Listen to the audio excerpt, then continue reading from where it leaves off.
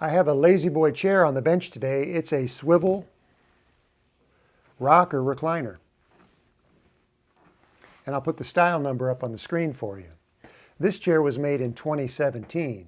And the reason it's in my shop today is the customer says that when she swivels the chair, there's a rubbing sound coming from the base underneath. So we're going to take a look to see what's causing that issue and repair it. Let's get started. Okay, I've removed the recliner back and turned the bottom of the chair upside down. Next, I'm going to move the camera in so you can get a closer look at removing the swivel base. So here's a closer shot of our swivel base, our round base. Now this is a Lazy Boy, but most manufacturers make a product that's very similar to what you see here. It's going to be attached with 4 bolts that fasten this round base to the rest of the chair. And they're going to pre-drill anywhere from 1 to 4 holes so that you can access those fasteners. Now here we have 2, but even if you only had 1, you can simply rotate it around above each of the 4 fasteners so that you can remove them. Now with the Lazy Boy, they use Torx head bolts, so we're going to go ahead and remove them.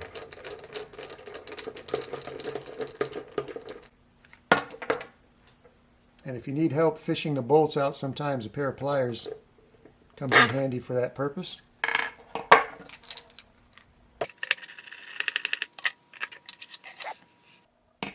Two more.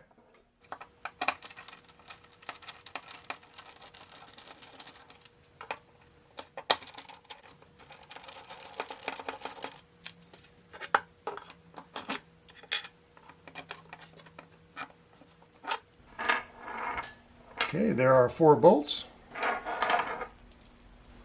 Now we're going to just turn this base over.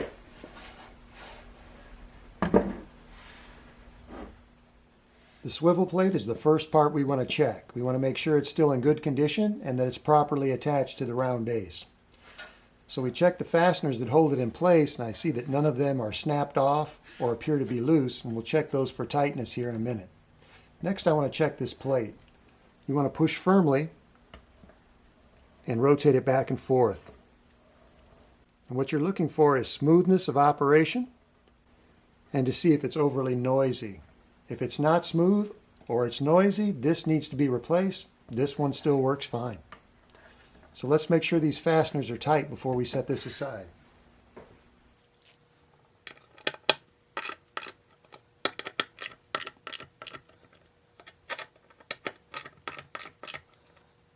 I'm using a ratchet to snug them up good. I'll work my way around a couple times.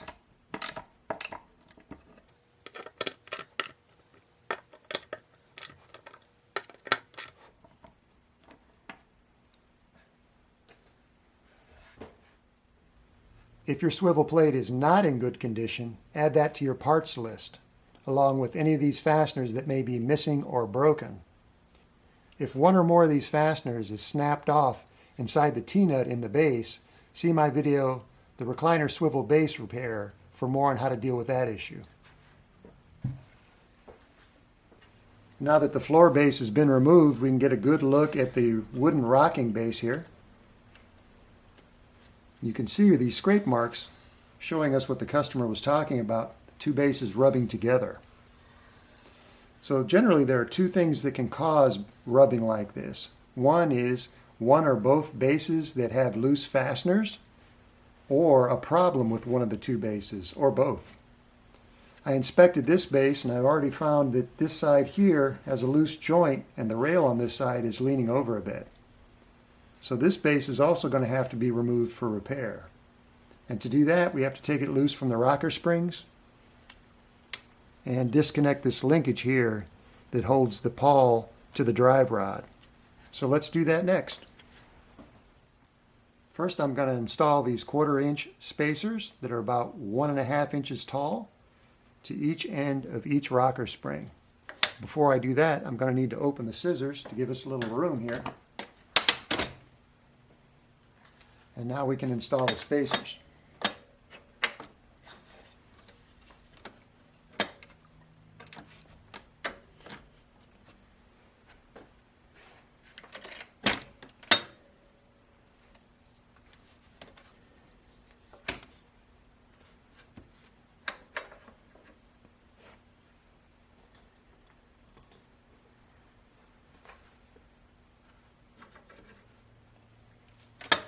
Okay, now we'll disconnect this linkage.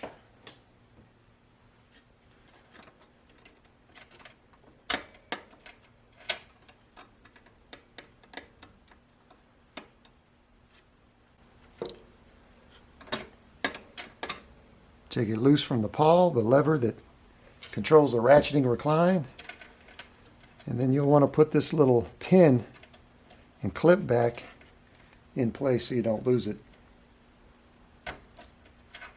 All right, now that we got the spacers in, we can take these screws out on top of the springs.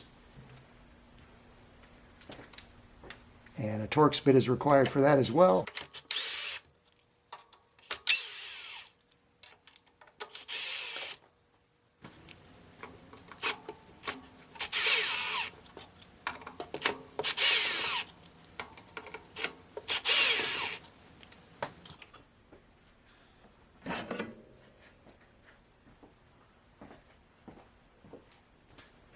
With both bases removed, now's the time to inspect your mechanism if you want. And check operation. You can also inspect your pawl rack and pawl. And I would recommend checking your rocker blocks. Make sure they are completely snug against the sides of the arm frame. And last but not least, make sure these 3 screws that attach each spring to the rocker blocks are firmly attached before you reassemble. And while you're at it, you can inspect your seat frame and seat springs as well. So here's our base removed from the chair. You can see this side rail here is loose. So we're going to have to get some glue in along this side rail in the front and back, clamp it and get some fasteners in here to get it back to its original position. And here this center brace is completely loose. Screws are sticking out. So I'm going to have to take a look at this to see if I can get the screws to hold in the existing holes or if we have to drill some new ones. So we've got to repair this cross brace and the side rail. Okay, I'm going to try to take some shavings or splinters from this hardwood dowel, which I've already cut up here. I'm going to try to feed them into the holes to see if I get the original screws to hold tight. I'm going to use this scratch-awl. It's a little bit narrower than this pre-drilled hole so I can feed them down. So if I get these 2 fasteners to hold, I'll then add a 3rd one here. But let's see if we can get this to work.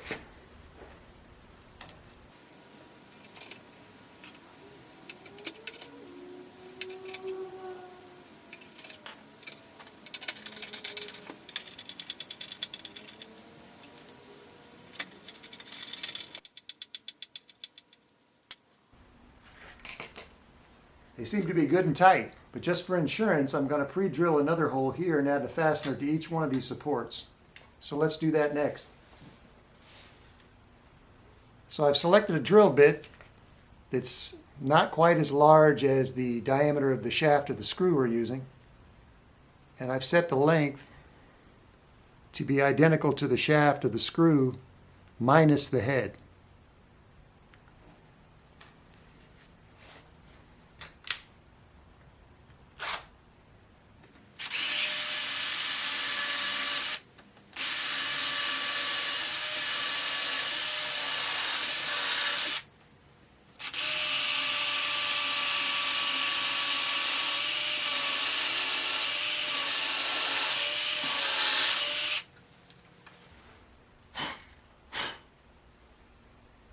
Okay, before we add the last fastener, I'm going to get some glue here underneath this board, so I'm going to back these screws out.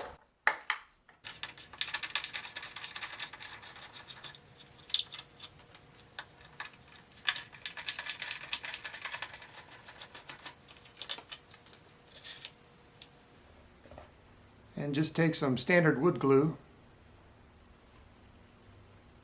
to re-glue your joints or loose boards.